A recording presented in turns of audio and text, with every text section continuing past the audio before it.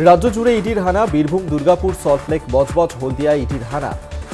NRI কোটায় ভর্তির দুর্নীতিতে ইডির অভিযান, একাধিক ব্যবসায়ীর বাড়ি ও হাসপাতালে ইডির হানা। বোলপুরের শান্তিনিকেতন মেডিকেল কলেজ ও হাসপাতালে কেন্দ্রীয় এজেন্সির আধিকারিকদের হানা। দুর্গাপুরের মলানদিঘি, শোভাপুর ও রাজবাঁধ এলাকায় 3টি বেসরকারি মেডিকেল কলেজ ও হাসপাতালে ইডি হানা দেয় এবং ওই হাসপাতালের কর্ণধারদের বাড়িতেও একযোগে চলছে তল্লাশি।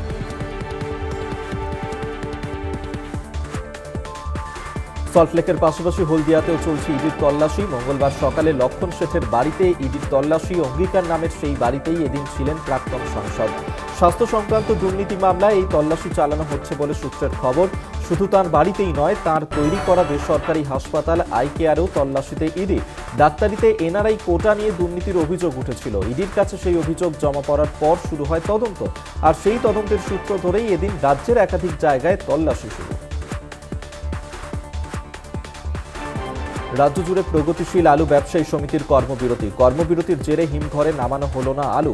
আজ থেকে বাজারে বন্ধ আলু সরবরাহ। ভিন রাজ্যে আলু পাঠাতে বাধা দেওয়ার অভিযোগ পুলিশের বিরুদ্ধে। কৃষি বিপণন মন্ত্রী বেচারাম মান্নার সঙ্গে সোমবারের বৈঠকের পরেও কাটল না জট।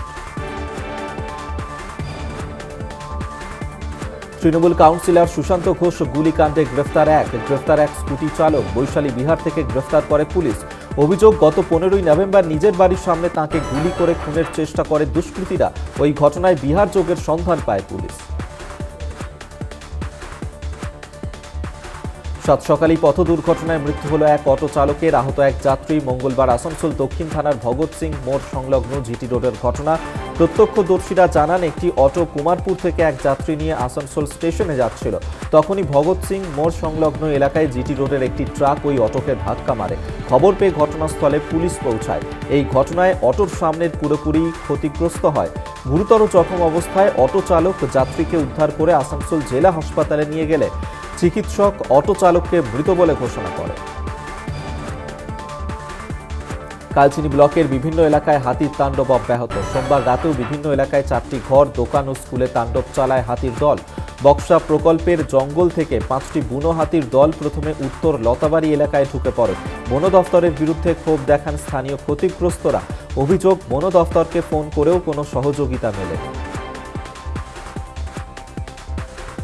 গ্রামে এক অজানা হিংস্র জন্তুর হানা। গত কয়েকদিন ধরে গ্রামের বিভিন্ন জায়গায় জন্তুটির খাবার ছাপও মিলেছে। আতঙ্কে সন্ধ্যের পরে বাইরে বের হতে পারছেন না এলাকার বাসিন্দারা।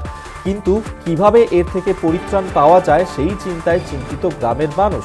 আরামবাগ বন দফতরের আধিকারিক আশরাফুল ইসলাম ও অন্যান্য বনকর্মীরা এলাকায় মাইকিং করে প্রচার করছেন এবং সতর্ক করছেন। সোনার বিস্কুট উদ্ধার করল বিএসএফ। মুর্শিদাবাদের রঘুনাথগঞ্জের বয়রাঘাট বাংলাদেশ সীমান্ত থেকে উদ্ধার। গোপন সূত্রে খবর পেয়ে 115 নম্বর ব্যাটালিয়নের জওয়ানরা বয়রাঘাট আউটপোস্ট এলাকায় তল্লাশি চালাতেই বাইক ফেলে পালায় পাচারকারীরা। মোটর বাইকের নম্বর চেক করে জানা গিয়েছে সন্দেহভাজন পাচারকারীর নাম মালেক শেখ, বাড়ি পিরোজপুর। বিএসএফ সূত্রে জানা গিয়েছে, বাইক খুলে 12টি সোনার বিস্কুট পাওয়া গিয়েছে, যার আনুমানিক বাজার দর 1 কোটি টাকারও বেশি।